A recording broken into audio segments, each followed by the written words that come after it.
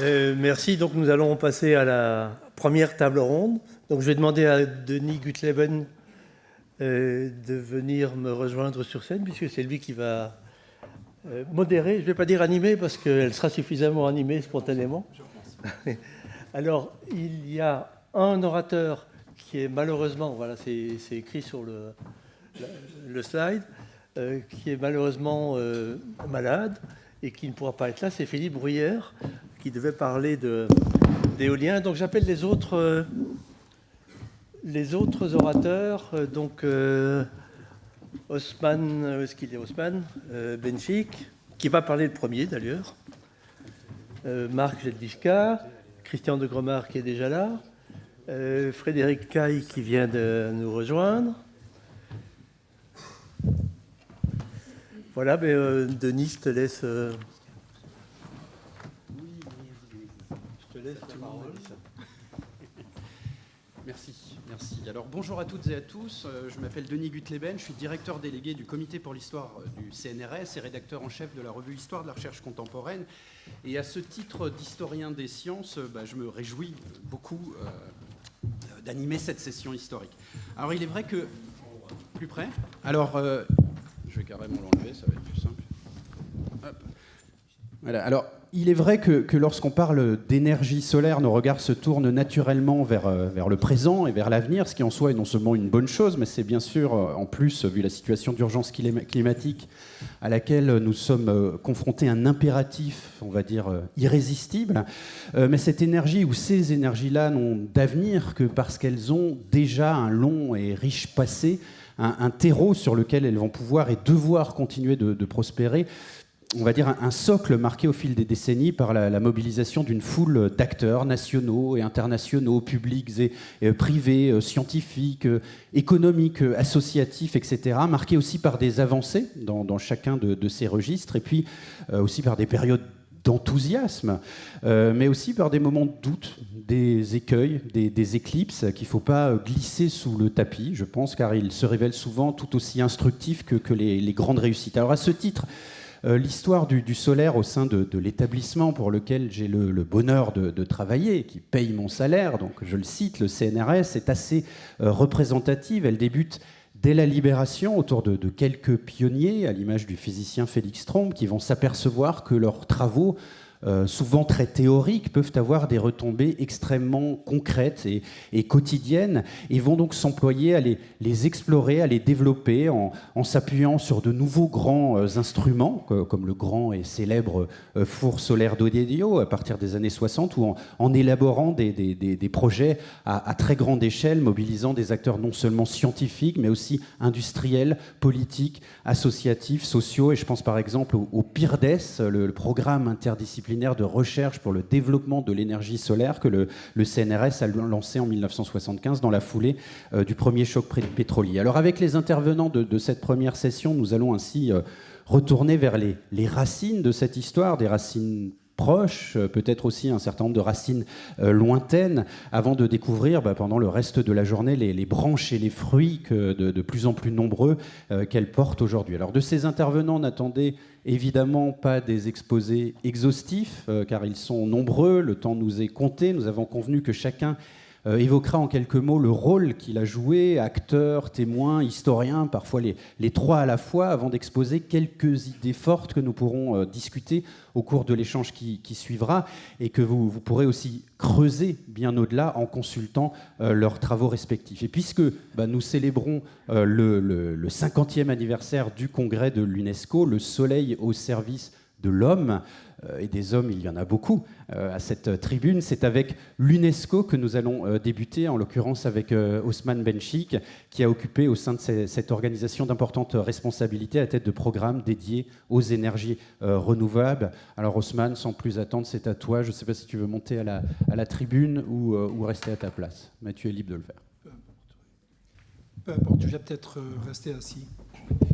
En tous les cas,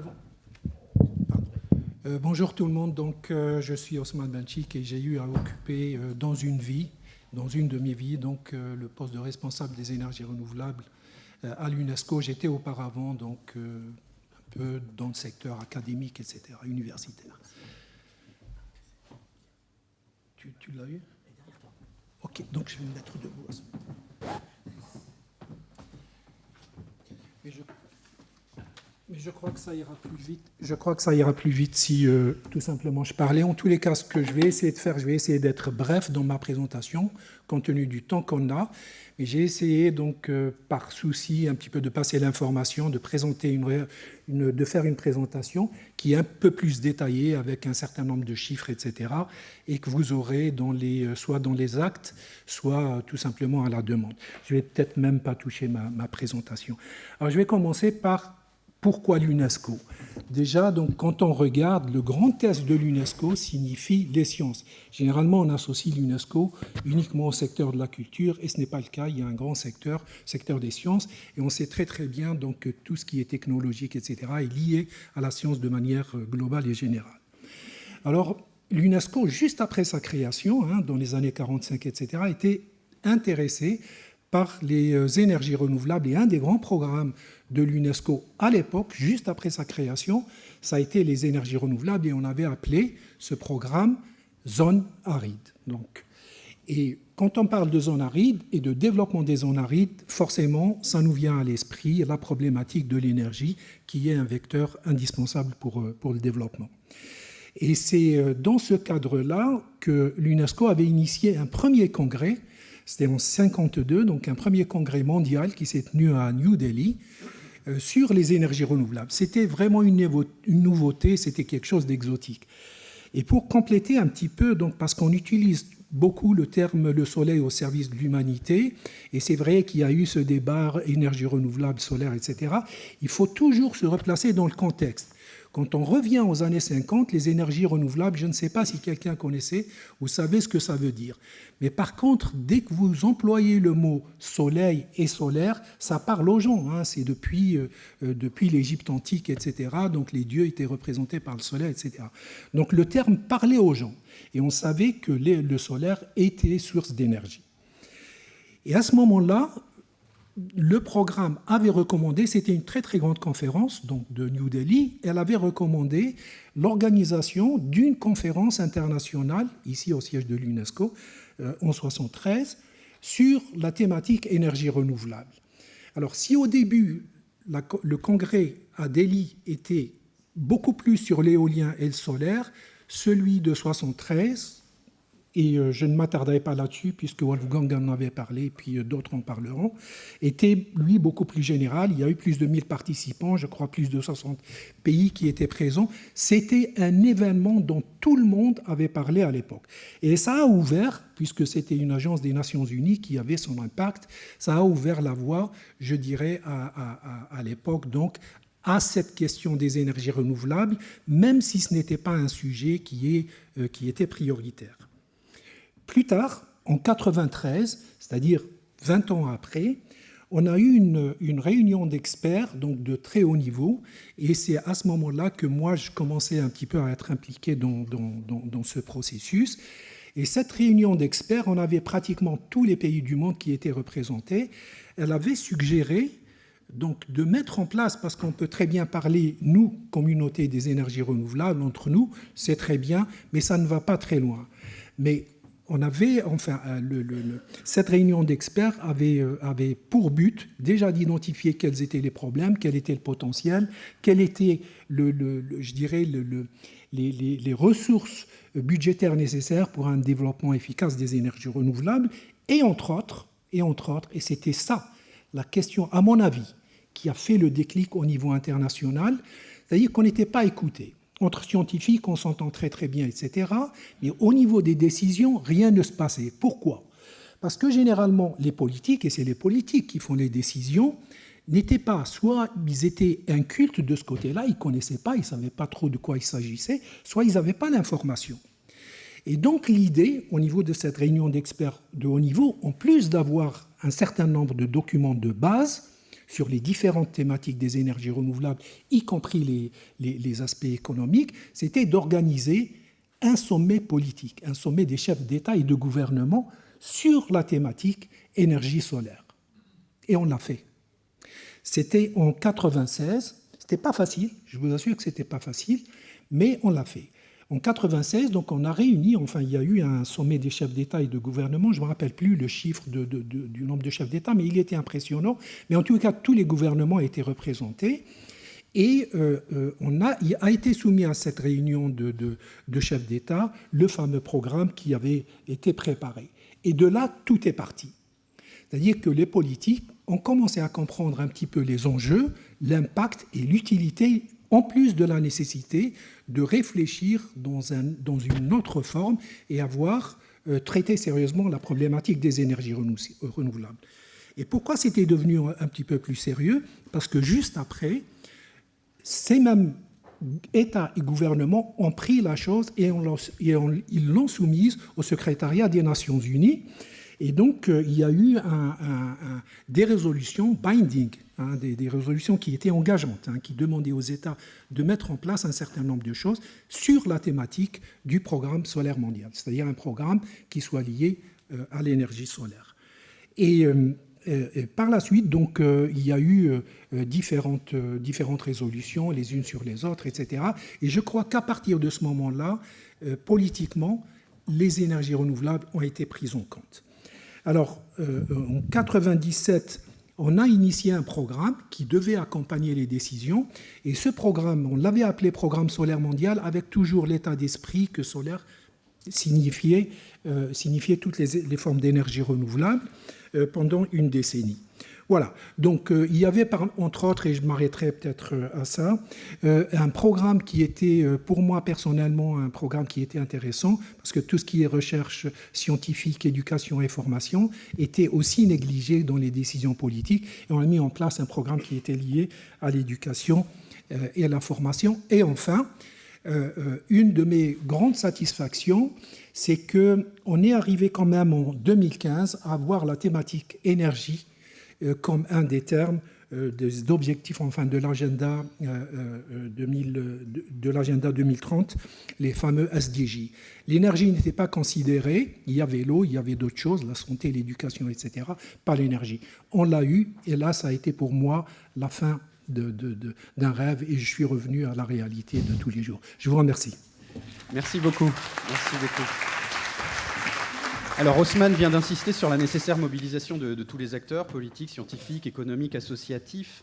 Le parcours de notre deuxième intervenant, Jean-Louis Bayle, qui préside l'association Agir pour le climat, le place un petit peu à l'intersection de ces acteurs. Et puis, je vous donne tout de suite la parole pour enchaîner. Oui, merci, c'est encore moi. Je ne vais pas vous rappeler le rôle que j'ai joué, parce que je suis quelqu'un d'un peu modeste, mais je voudrais parler en tant que témoin de ce que j'ai vu, puisque moi, j'ai commencé à travailler dans le solaire, au début thermique et photovoltaïque, en 1975. Donc, j'ai probablement été influencé par ce fameux congrès de 1973. Et ma première réalisation en photovoltaïque, elle s'est située à Tombouctou, où j'ai, avec mon entreprise, installé une pompe solaire, 1,5 kW. Ça fait un peu rire aujourd'hui, 1,5 kW. Mais on pompait 100 mètres cubes d'eau par jour à 10 mètres de profondeur pour irriguer une pépinière donc dans la banlieue de Tombouctou.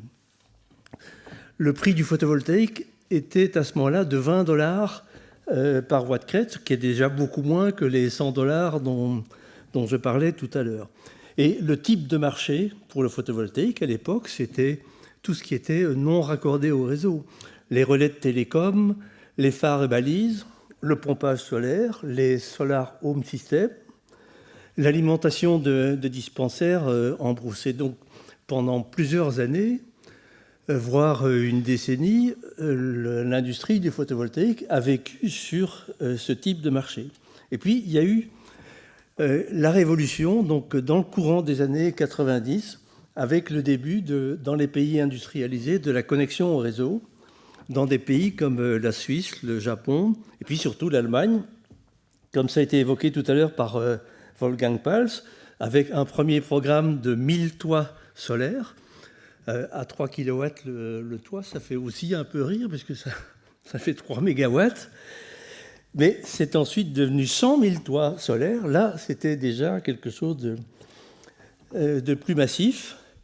Et on a assisté aussi, à ce moment-là, à une chute des coûts grâce au programme de R&D qui était mené en Europe principalement, mais aussi aux USA, au Japon et en partie en France. Et donc moi, je voudrais rendre hommage à la communauté scientifique, donc sous l'impulsion de l'ADEME, la communauté scientifique française, qui a beaucoup contribué au progrès du photovoltaïque.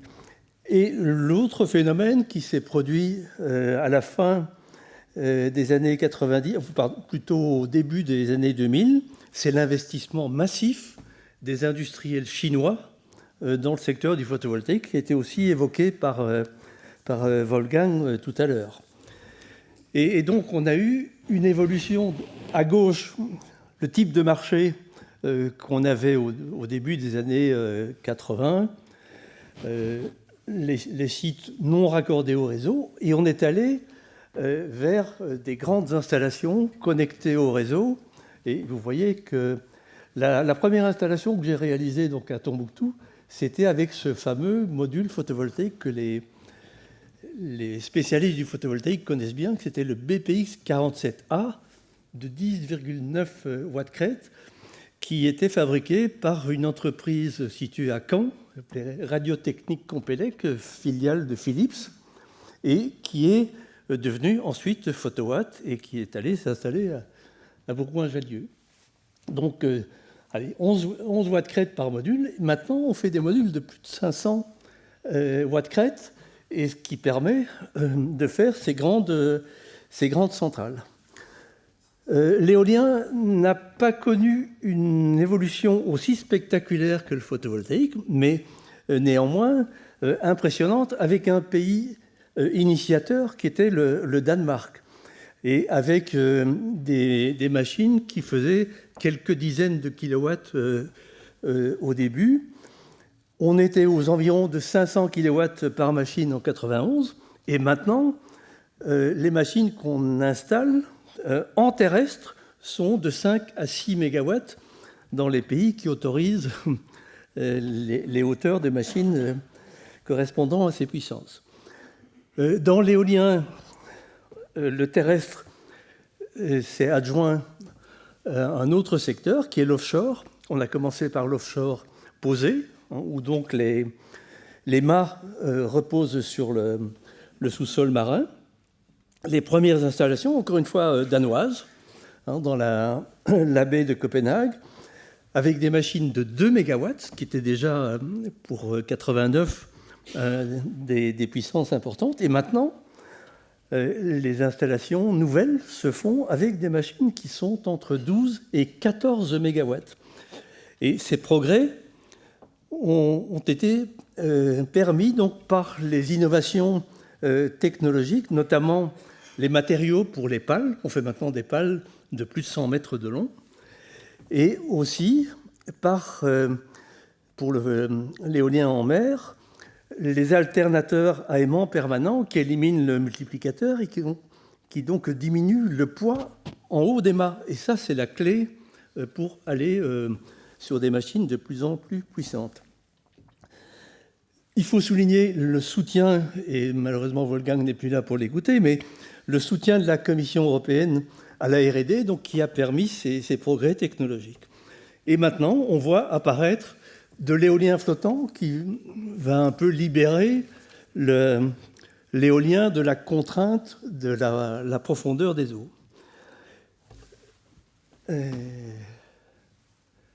Voilà. Et maintenant, vous pouvez voir ici donc les prévisions de l'AIE sur le marché des renouvelables, donc, mais uniquement le solaire et l'éolien. Il n'y a pas l'hydraulique. Ah si, pardon, là-dessus, il y a l'hydraulique. Et vous voyez donc les progrès qui sont prévus pour cette année, qui vont être largement dépassés. Les énergies renouvelables, éolien et solaire, représentent aujourd'hui 12% de la consommation, de la production d'électricité dans le monde. Et comme ces progrès continuent, d'après les consultants Ember, qui est un consultant britannique, on devrait en 2023 voir enfin les combustibles fossiles diminuer dans la production d'électricité mondiale. Et donc on a gagné en fait la bataille des coûts. Pour vous citer un chiffre, les consommateurs européens ont économisé donc 100 milliards d'euros entre 2021 et 2023 grâce aux nouvelles installations qui ont été réalisées en Europe dans cette période. En 2004, il fallait 1 an pour installer 1 gigawatt. En 2010, il fallait 1 mois pour installer 1 gigawatt. En 2016, il fallait 1 semaine. Et vous avez entendu les chiffres. Aujourd'hui, il faut moins d'1 jour pour installer 1 gigawatt. Et donc, les perspectives, c'est qu'il faut continuer la R&D, notamment pour des raisons de concurrence industrielle. Si on veut réindustrialiser le photovoltaïque en Europe, il faut avoir les meilleures technologies.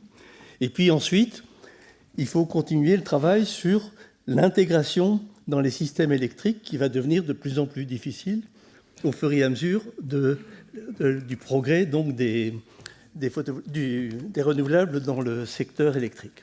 Voilà, je vous remercie. Merci beaucoup. Merci beaucoup. Alors, le solaire a une histoire récente. On vient de la découvrir déjà avec nos 2 premiers intervenants. Il a aussi une histoire plus longue que Frédéric Caille a explorée. Afin de lui laisser le temps de s'installer à la tribune, je vais faire une petite coupure pub, comme on dit à la télé, en vous recommandant à toutes et tous la lecture de l'ouvrage qu'il a publié il y a quelques mois sur Augustin Mouchot. Un ouvrage vraiment passionnant. Voilà. Je vais aller bloquer. Et si l'installation est bonne, on peut y aller. Il faut mettre en mode présentateur. Faut aller dans le troisième.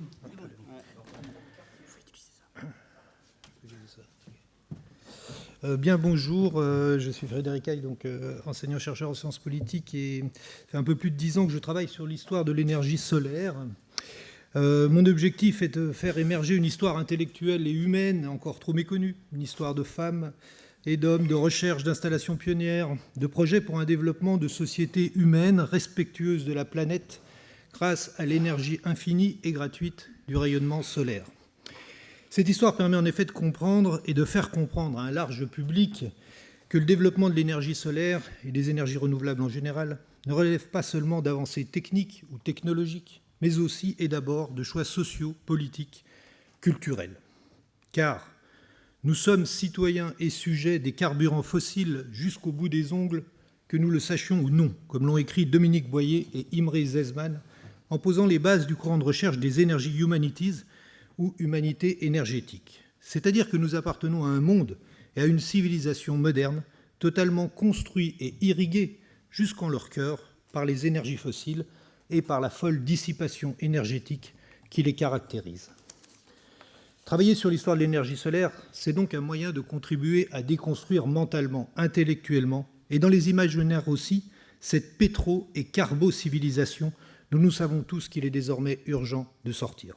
C'est un moyen de comprendre que des alternatives énergétiques sont possibles depuis longtemps, mais que la facilité d'usage des carburants fossiles a masqué, enterré, nié, avec les conséquences climatiques que l'on sait désormais, l'intérêt et le potentiel infini des énergies de flux, telles que le rayonnement solaire, le vent, le mouvement des mers, les gradients naturels de température. Comprendre cela, c'est comprendre qu'il est possible d'agir et que se détourner des énergies fossiles ne signifie pas retourner en arrière pour l'humanité.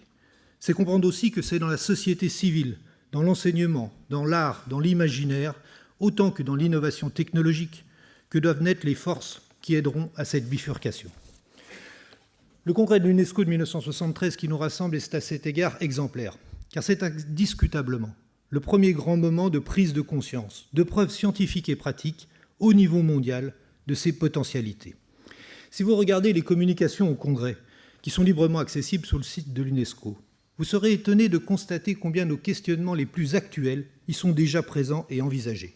Les villes résilientes face à la chaleur et au coût de l'énergie, la force motrice ou électrique par le solaire thermodynamique, la climatisation et la distillation solaire, l'autoconsommation, les enjeux pour l'émergence des pays des Suds, les promesses de baisse du coût du photovoltaïque, etc., etc. Mais ce moment de 1973 a des racines plus anciennes encore. Voici une image du brevet déposé par l'associé d'Augustin Mouchot, Abel Piffre, au nom de l'entreprise qu'il vient de créer les 30 mars et 15 septembre 1883, soit 90 ans exactement avant l'ouverture du Congrès de Paris. Il s'agit de la première projection technique et précise d'une centrale solaire de puissance, avec une réflexion déjà poussée sur l'adaptabilité en termes de construction, d'encombrement, de prise au vent et de montée en température qu'entraîne l'élargissement de taille. Piffre envisage déjà de grands volumes pour la distillation ou le chauffage, de très haute pression pour la vapeur. Et il s'agit, pour ainsi dire, de la première entrée en industrialisation de l'énergie solaire. C'est en fait l'étape suivante des expérimentations et brevets d'Augustin Mouchot, qui le premier a démontré dès les années 1870 qu'il était possible d'utiliser l'énergie solaire comme source d'énergie primaire de tous les procédés industriels, quels qu'ils soient. Qu'il était possible aussi de faire de la cuisson et de la distillation et des appareils domestiques très intéressants. Mouchot est un simple professeur, mais passionné, précurseur et un peu soutenu par le ministère de l'Instruction publique. Il va dépenser plus de 108 000 € et se ruiner à peu près pour établir son grand moteur solaire de l'exposition universelle de 1878. En faisant fonctionner un moteur à vapeur de 1 kW, en produisant de la glace avec une machine à compression, en validant l'intérêt des cuiseurs et distillateurs solaires, en annonçant la production d'électricité avec des piles thermosolaires, en annonçant la production d'hydrogène solaire par photolyse de l'eau. Il va alors véritablement inventer intellectuellement, du latin invenire, trouver, rencontrer, l'énergie solaire.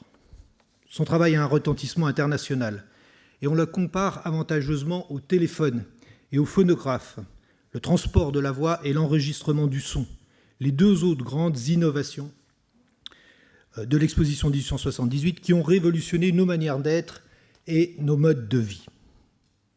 Il m'a fallu plusieurs années et pas mal d'archives pour redonner sa véritable dimension à cet innovateur que l'on a souvent réduit à un simple inventeur un peu farfelu.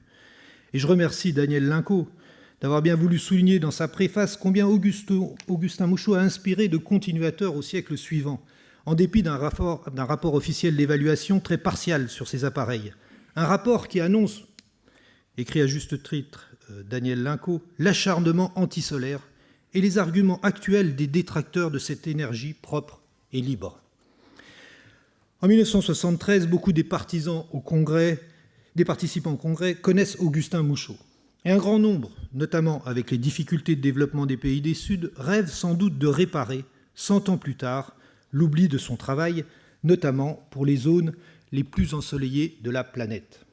Cette page du courrier de l'UNESCO de 1974, dès son titre, résume toutes les attentes et tous les espoirs. Et l'on y voit évoquer 3 précurseurs de l'énergie solaire importants que je voudrais évoquer rapidement pour finir. Le premier est le professeur nigérien Abdou Moumouni Diofo, qui fera 3 communications au Congrès de 1973 et qui était déjà, depuis sa thèse et un article fondateur en 1964, un fervent défenseur d'une énergie solaire autodéveloppée en Afrique et pour l'Afrique. Les chauffe-eau solaires qu'il fera fabriquer durant une dizaine d'années dans une petite usine fonctionnent encore et l'université de Niamey porte son nom. Le second est Jean-Pierre Girardier. Sur le toit même de l'UNESCO en 1973, il installe en effet l'un des rares moteurs solaires performants mis au point depuis le travail de Mouchot. Jean-Pierre Girardier me dira à plusieurs reprises « Si vous écrivez notre histoire, il faudra commencer par Augustin Mouchot ». Dans les 7 années qui vont suivre, sa petite entreprise va construire les 2 plus puissantes centrales électriques solaires au monde.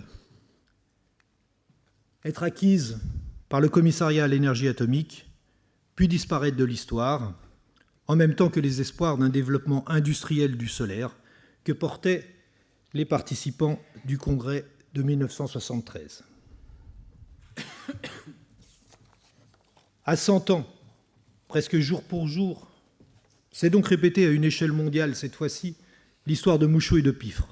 La fin d'un moment, la fin d'une fenêtre d'opportunité pour l'essor d'une filière socio-technique thermodynamique solaire. Les partisans d'autres énergies, et peut-être aussi parfois les partisans d'autres modes de conversion de l'énergie solaire, plus intéressants pour les pays des Nord, tels que le photovoltaïque, en ont décidé ainsi. Alexandre Mouton raconte très bien tout cela dans sa thèse soutenue récemment au mois de juin 2023. Restent enfin, évoqués par ses dessins, les deux architectes de la Sofretes, les époux Anne-Marie et Georges Alexandrov, enseignants aux Beaux-Arts puis à l'École d'architecture de Paris et pionniers français de l'architecture énergique et bioclimatique. Le village solaire au Sahara, travail de fin d'études de Georges Alexandrov en 1968, et les nombreuses installations d'habitat, d'hôpitaux, d'exploitation agricole qu'ils imagineront témoignent du projet porté dès la fin du XIXe siècle d'un développement de l'humanité appuyé sur le solaire, et ceci avant même les avancées géniales de la filière photovoltaïque. En résumé, 150 ans après Augustin Mouchot, dont le bicentenaire de la naissance aura lieu en 2025, 50 ans après 1973, on ne peut qu'affirmer devant le travail de tous les pionniers et devant les urgences qui sont les nôtres que l'énergie solaire est plus que jamais l'avenir de l'humanité. Nous sommes tous réunis ici pour y contribuer et pour y croire. Je vous remercie.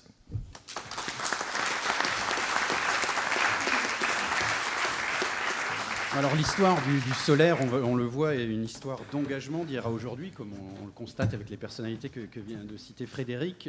On va rester dans le domaine de l'engagement avec Marc Jedliska. Vous êtes le porte-parole de Negawatt et assurez la direction générale d'Espul, une association qui compte une trentaine de salariés experts en énergie renouvelable.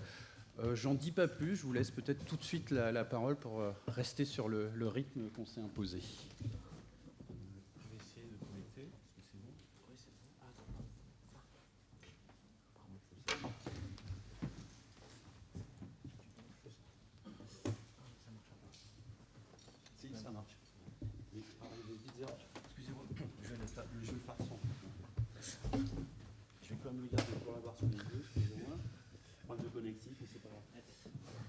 Oui, alors, non, c'est bon.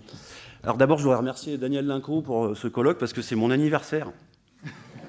Donc, je vous dis pas mon âge, mais si je vous dis que je suis tombé dans le photovoltaïque quand j'étais petit, parce qu'en 73, j'étais encore collégien, et c'est Reiser, pour le coup, l'évocation de Reiser, pour moi, elle est plus que sensible. C'est vraiment, j'ai suivi ses traces, on va dire, y compris dans la révolte par rapport à une certaine société, pas que dans la technologie. Donc j'ai fait la grève des études. Je ne suis pas du tout un chercheur, je suis plutôt un trouveur, modestement. Voilà, c'est l'histoire du solaire. Bon, pour le dire rapidement, vous avez entendu le discours de la ministre tout à l'heure. On fait un congrès sur le solaire, elle nous parle du nucléaire civil. Elle n'a pas tout à fait tort. Parce que le solaire, en fait, c'est quoi, le soleil ? C'est un réacteur de fusion thermonucléaire. J'évoque souvent quelqu'un qui s'appelle Bernard Chabot qui parlait de téléfusion. En fait, on a le vrai nucléaire, on a celui qui marche depuis des milliards d'années, encore pour des milliards d'années. Ce qu'elle n'a pas bien compris, c'est que le sien, il a perdu. D'un point de vue technique, d'un point de vue économique, d'un point de vue risque, enfin tout ce que coût et tout ce que vous voulez. Donc voilà, il y a des choses qui se percutent dans l'actualité, je pense, qui méritent d'être soulignées. Et aussi, alors, je vais laisser aux gens de l'art, que ce soit les chercheurs au sens scientifique du terme ou les acteurs de grande taille. Moi, je suis un tout petit acteur modeste.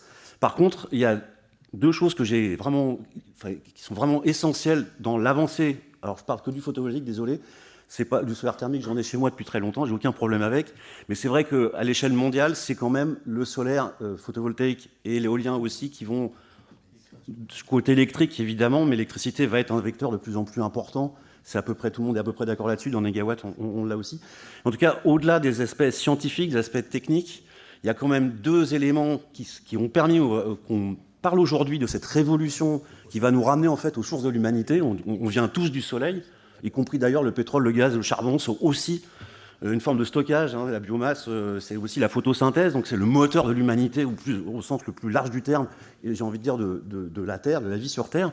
Et donc, il y a, en plus des technologies solaires, il y a quand même un élément qui est technique, c'est l'électronique de puissance, qui a permis de raccorder le photovoltaïque au réseau avant. Moi, je vis encore dans une maison qui n'est pas raccordée au réseau, ça fait 40 ans que je suis en site isolé dans le cadre d'un programme européen. D'ailleurs, Gérard Moine qui est dans la salle, il n'y est pas pour rien. Donc je sais ce que c'est, je n'ai pas de problème avec ça. Néanmoins, la découverte de l'électronique de puissance, fin des années 80, je pense en Suisse ou alémanique, a permis vraiment un saut total. Et aujourd'hui, à l'époque, ça a permis de raccorder le PV qui était en continu, de le faire alternatif et pouvoir être compatible avec le réseau électrique. Aujourd'hui, et ça, c'est les travaux de RTE de fin 2021, l'ADEME aussi est arrivé à la même conclusion. Négawatt, on l'avait dit 10 ans avant, mais c'est pas grave. C'est aussi ce qui permet d'envisager des systèmes électriques 100% renouvelables. Alors évidemment, il y a le stockage derrière, bon, le power to gas, on connaît les solutions techniques, mais surtout, l'électronique de puissance a cette capacité de reproduire l'inertie de manière synthétique, l'inertie qui est aujourd'hui donnée par les grands alternateurs du nucléaire ou de l'hydraulique. Voilà. Donc ça, c'est une révolution technique. Quand on a raccordé au réseau le premier onduleur en France, c'est en 1992, on avait vraiment uniquement cette vision, on peut raccorder, on peut mettre du photovoltaïque dans le réseau. En fait, aujourd'hui, ça va beaucoup plus loin. C'est une technologie qui a vraiment une importance majeure dans le devenir des systèmes énergétiques mondiaux. Ça, c'est la partie technique. Et la partie politique, ça a été un peu cité, mais c'est aussi des gens qui ont eu la vision. Alors, Reiser avait une vision très politique, évidemment, mais après lui, il y a eu des gens qui ont mis en place des instruments politiques, et c'est les tarifs d'achat. Donc, il y a quelques personnes que je voudrais citer dans cette chaîne-là. D'abord, c'est Jimmy Carter, 78, loi américaine qui permet d'avoir un système de bonification de l'énergie produite. Ça a été imaginé après par les Danois.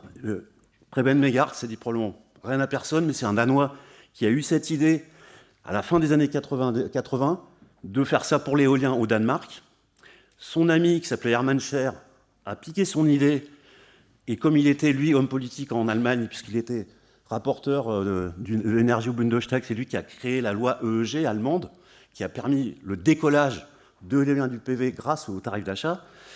Et en France, il y a deux personnes que je voudrais citer, c'est Bernard Chabot, qui a eu cette excellente idée de transposer, et Yves Cochet, qui était ministre de l'Environnement à l'époque, qui a signé la loi de 2000 qui a introduit ça. Pour la petite histoire, la loi française a précédé de 2 mois la loi allemande sur les tarifs d'achat. La loi de février 2000, et c'est fin mars en Allemagne. C'est ce qui a permis le décollage industriel, c'est ce qui a permis en grande partie la baisse des coûts, et c'est ce qui permet aujourd'hui de dire on a des vraies solutions par rapport au changement climatique, aux problèmes de ressources, et au problème en tout cas, le bascule du système énergétique. C'est ces deux éléments-là, électronique de puissance, technique.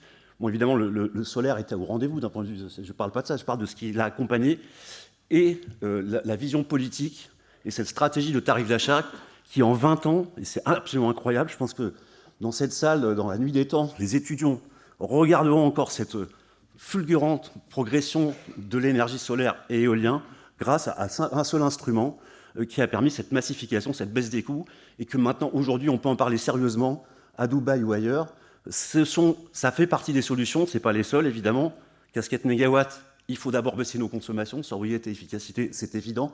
Mais en tout cas, notamment pour nous, dans les pays dits développés. Mais en tout cas, on a aujourd'hui, et ça c'est très rassurant, les vraies réponses. Maintenant, il faut arriver à en convaincre, y compris nos dirigeants. Et je vous avoue que ce qui est en train de se passer sur le front du nucléaire en France m'inquiète vraiment énormément. On va perdre beaucoup d'argent, on va perdre beaucoup de temps, on ne va pas aller à l'essentiel, on va dans des impasses scientifiques, techniques, technologiques, économiques. Et c'est dommage, d'autant plus pour la patrie, de découvrir du système de l'effet photovoltaïque qui s'appelle Becquerel. C'est un peu dommage. Voilà, j'en dirai pas plus et merci. Merci beaucoup. J'évoquais un engagement en préambule, on n'a pas été déçus, la ministre sans doute non plus. Le programme annonçait encore 2 intervenants. Hélas, Philippe Bruyère est souffrant, il n'a pas pu se joindre à nous. Donc, s'il nous suit en visio, on lui souhaite un prompt rétablissement. Il ne reste donc plus que toi, Christian de Gromard. En commençant peut-être par ton parcours ou pas, je te laisse choisir. Bonjour, donc moi l'histoire des énergies renouvelables commence pour moi en 1980 et en Inde, à l'Indian Institute of Science à Bangalore. Et après, elle s'est poursuivie jusque l'année dernière. J'ai pris ma retraite de l'AFD, Agence française de développement, où j'étais référent énergie. Et donc, je dirais les énergies renouvelables, pour moi, c'est les énergies renouvelables au sud, en Afrique, en Asie, en Amérique latine. Alors, je vous propose, pour aller très vite, parce que le temps tourne, j'ai repris Les années 70 ont été très riches en précurseurs et en ouvrages très structurants. J'en ai cité quelques-uns. Le premier qui me paraît, qui a été pour moi fondamental, de Schumacher, Small is Beautiful, ça reste tout à fait juste. C'est un peu le pionnier dans ce qu'on appelle aujourd'hui les soft technologies. Et c'est ça qui m'a décidé à partir en Inde, voir ce qui se passait. J'en ai cité d'autres, tout à fait, qui restent d'actualité. Il faut les relire. Les titres sont L'utopie ou la mort, La décroissance, entropie, écologie, économie. Je vous recommande vraiment ces livres, tout à fait pertinents. D'autres moins connus, mais qui ont été aussi très déterminants, avec une personne qui nous a quittés il y a 2 ans, Jacques Giry, et qui avait écrit, vous voyez, les énergies renouvelables dans les pays en développement. On voit déjà des panneaux photovoltaïques et une éolienne un peu plus ancienne, je dirais. Mais cette période-là était très déterminante. L'autre aussi, Les servitudes de la puissance, c'est aussi un livre tout à fait intéressant, qui sont moins publiés maintenant. Alors après, je vous propose peut-être de refaire un très rapide survol, à la fois ce que j'appelle l'énergie et malheureusement les yo-yo du pétrole qui continuent à perturber l'économie. Et je vois donc quatre grandes périodes. Les années 70 jusqu'en gros 86, c'est vraiment la montée en charge de ce qu'on a appelé la maîtrise de l'énergie, terme malheureusement qui ne se traduit pas en anglais, et l'énergie 22, qui aujourd'hui on appelle transition énergétique. C'est vraiment une période de foisonnement intellectuel tout à fait intéressante et technologique. Après, il y a 15 ans d'amnésie énergétique, après le contre-choc pétrolier. Il y a quelqu'un qui est aujourd'hui un petit peu climato-sceptique qui avait écrit un livre, L'énergie à revendre, et on est resté sur ce profil-là. Dans les années 2000, qu'est-ce qui se passe ? Ce sont les pays en développement et émergents qui commencent à peser et à rentrer dans la danse et qui se mettent à consommer. Jusqu'à présent, c'était le Nord. Maintenant, le Sud consomme. L'Inde, la Chine, le Brésil. Et donc, c'est là où on arrive à cette tension sur les prix et la montée des prix. On passe à des barils à prix de $100. Après, on rentre dans une zone de turbulence dans laquelle on n'est pas sorti.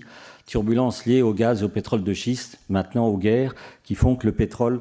Donc, comment sortir de ces yo-yo très déstructurants ? C'est vraiment la question qui reste actuelle. Et je reconnais que la COP n'est pas tout à fait à la hauteur des enjeux. Quel est le point ? Et là, on l'a bien dit, le point stabilisant et le point tout à fait intéressant, il est ce qu'on a dit, c'est la chute des prix du photovoltaïque, assez extraordinaire et qui se continue et qui, elle, est révolutionnaire. Effectivement, le photovoltaïque est révolutionnaire. Pour la première fois, c'est une électricité statique. Il n'y a plus ces grosses machines tournantes. Elle est modulaire. Elle peut faire du petit. Donc, ça reste... C'est vraiment l'élément, et la physique le dit, révolutionnaire qui bouscule. Et on l'a vu, maintenant, l'économie fait qu'on est passé en dessous du prix du nucléaire très largement et du fossile. Je voudrais terminer donc par deux recommandations ou 2 axes qui me paraissent forts. C'est que si on veut changer l'énergie, il faut commencer par changer la sémantique. Et alors, la première chose, c'est j'ai voulu montrer avec ces cubes qu'en fait, on parle sans arrêt de renouvelable et de décarboné. Le terme de décarboné n'est pas très bon. Dans la salle, je dirais, il y a 2 tonnes de carbone vivant là, qui sont actifs. Donc, le vivant, c'est du carboné. Donc, le point important, c'est de comprendre qu'on a le renouvelable, et le renouvelable, il y a tout ce qu'on veut. Le solaire, on en reçoit 10 000 fois par an ce qu'on consomme tous les ans. De l'hydraulique, de l'éolien, il y a aussi tout ce qu'on veut en ressources. La vraie question, c'est le rechargeable. C'est comment on recharge. Et on a des batteries chimiques qu'on peut utiliser, des batteries hydrauliques, et là, il y a un gros enjeu de ne plus utiliser des barrages comme des barrages qui se vident dès qu'il y a de l'eau et qui se remplissent dès qu'il pleut, c'est de l'utiliser comme une batterie. Il ne faut pas être grand ingénieur pour dire qu'il faut mieux utiliser le soleil dans la journée et l'hydraulique la nuit. Mais ce n'est pas aujourd'hui ce qu'on fait du tout à l'échelle du monde. Et la dernière aussi batterie, qui est tout à fait importante et souvent très mal jugée, c'est la biomasse énergie, qui est une batterie organique qui pompe du carbone quand elle croît et qui effectivement après peut tout à fait, donc si on fait plus croître ces batteries organiques aussi, il y a tout à fait effectivement des questions d'usage, mais il y a beaucoup de solutions de ce côté-là. De l'autre côté, on a des énergies épuisables. En gros, si vous prenez l'uranium, le pétrole et le gaz, c'est une 50aine d'années de disponibilité. Le charbon, il y en a plus, mais il est beaucoup plus émissif. Donc, vous avez d'un côté de l'inépuisable et de l'autre côté du puisable. Donc, l'enjeu, les enjeux, c'est effectivement de... Pardon, excusez-moi. Oh, excusez. Ah voilà, oui. Voilà. L'autre enjeu, et je reviens à cette idée de départ, small is beautiful, c'est qu'en fait, quand on regarde les réseaux électriques dans le monde, vous avez au moins quatre types de réseaux. Et le problème, c'est que, comme disait un ami, lorsque méga et micro sont dans un bateau, c'est micro qui tombe à l'eau. Donc on est totalement, actuellement, focalisé sur les giga-réseaux européens. Le réseau européen, c'est 1 terawatt. Les grands réseaux américains, russes, chinois, qui effectivement sont très interconnectés, et l'interconnexion permet de réguler. Il y a énormément de réseaux en Afrique, dans les îles, qui sont en fait des réseaux îlotés et non interconnectés, et ça, c'est totalement différent d'un point de vue fonctionnement. Et ces réseaux, ils sont plutôt de l'ordre du gigawatt. Le Tchad, c'est 500 mégawatts, la Côte d'Ivoire, c'est 1 gigawatt et demi, donc il y a un rapport de 1 à 1000, et ça, c'est tout à fait différent, donc il faut les traiter différemment. Et ces réseaux-là, petits réseaux, peuvent être solarisés beaucoup plus rapidement, grâce effectivement au progrès de l'électronique, de l'intelligence artificielle et du photovoltaïque. Et puis, il y a tout le reste, ce qu'on appelle le hors-réseau, qu'on va évoquer, et c'est pas du tout la même chose. Les hors-réseaux, c'est soit des mini-réseaux, soit des systèmes, ce que j'ai appelé des e-réseaux, des réseaux immatériels qu'il faut effectivement développer et qui intéressent encore pas loin d'1 milliard de personnes. Donc, le problème, c'est d'arrêter d'analyser l'électricité comme étant avec toujours derrière un très gros réseau, et ça, c'est quand même un petit peu le problème de nos électriciens conventionnels, sans citer celui national que l'on connaît bien ici, qui ont quand même tendance à raisonner uniquement dans un certain cadre. Voilà. Donc c'était quelques idées historiques, et cette journée, je remercie effectivement Daniel d'avoir invité, et donc l'AFD, on va essayer de un petit peu parler pour les pays du Sud, et qui pèsent au moins autant que les pays du Nord dans cette évolution. Merci. Merci beaucoup.